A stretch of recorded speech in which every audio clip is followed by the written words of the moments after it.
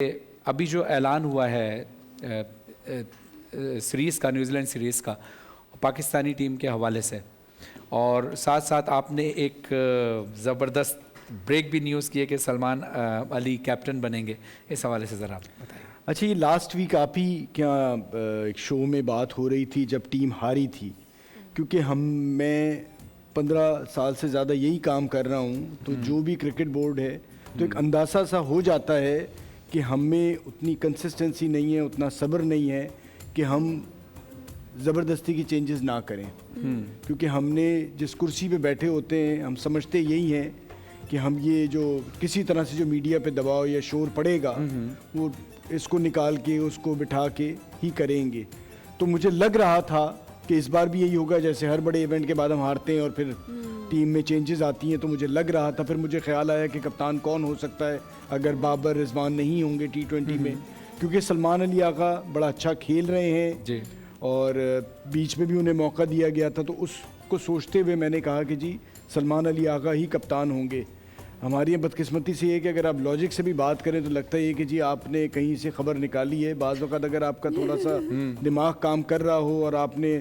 بغیر نقل کے بھی امتحان پاس کرنے کی کوشش کریں تو ہو جاتا ہے۔ مزاج ہمارا یہی ہوتا ہے کہ جی کہیں سے خبر ملے گی، تو وہ ایک سوچ تھی۔ یہ تو خدا داد صلاحیت ہوتی ہے جی، کیونکہ دیکھیں کیلکولیشن بھی ہوتی ہے، کیلکولیشن بھی ہوتا ہے، آپ کا ورک ایکسپیرینس بھی ہوتا ہے، پھر آپ نے اتنے سال آپ نے اس فیلڈ میں کام کیا ہے، you bin studying the cricketers, تو آپ کو پتا ہوتا ہے، اور پھر آپ کو یہ بھی پتا ہوتا ہے کہ آپ کا جو پاکستان کرکٹ بورڈ ہے وہ کس طرح سے فنکشن کرتا ہے، وہاں کس طرح سے لوگ آتے جاتے ہیں، کس کو اسکیپ بورڈ بنایا جاتا ہے۔ میں نے آج یہ خبر دیکھی تھی کہ there's a tie between Shadab and him، کہ ان دونوں میں سے ان دونوں کے نام آ گئے ہیں، بٹ ان دونوں میں سے کسی ایک کو بنائیں گے۔ دیکھیے شاداب کا تو واپسی ہی بڑا سرپرائز ہے، کیونکہ ابھی وہ ڈومیسٹک کرکٹ کھیل رہے تھے، جس طرح سے وہ بولنگ کر رہے تھے جی بالکل، تو مجھے نہیں لگ رہا تھا کہ وہ اتنا بڑا رسک لے لیا جائے گا کہ انہیں کپتان ہی بنا دیا جائے، کیونکہ ہلکے ہلکے پہلے ٹیم میں لاتے ہیں، پھر آگے پتہ نہیں کیا ہوتا ہے، پتہ نہیں چلتا۔ اور یہ بھی سیریز ایسی ہے کہ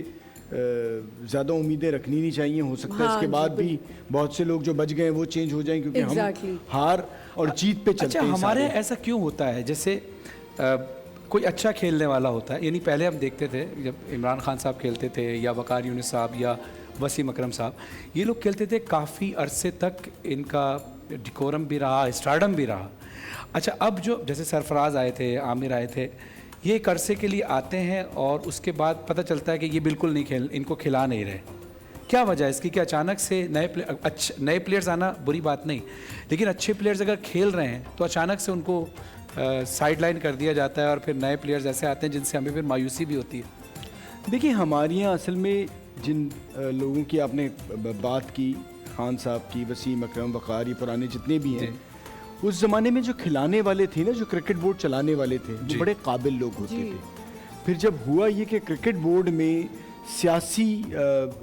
انفلوئنس بڑھا اور اس حساب سے لوگ آنا شروع ہوئے، نیپوٹزم بھی ہے اس میں، جو ان کی اتنی قابلیت سے زیادہ قربت ہوتی تھی، وزیر اعظم سے یا صدر سے، ایک زمانے میں صدر کرتے تھے، پھر وزیر اعظم اپوائنٹ کرتے تھے، تو جب وہ لوگ آئے جنہیں اندازہ نہیں تھا کہ کرکٹ بورڈ کو کس طرح سے چلایا جاتا ہے، اور پھر ان کے قریب جو لوگ آئے تو وہ جلدی، حالانکہ آپ میں بہت زیادہ پیشنس ہے بالکل، لیکن وہ جب آپ کا ایک پریشر والا ٹائم ہوگا نا تو وہ اس جگہ پہ آپ کو نقصان پہنچا دے گا۔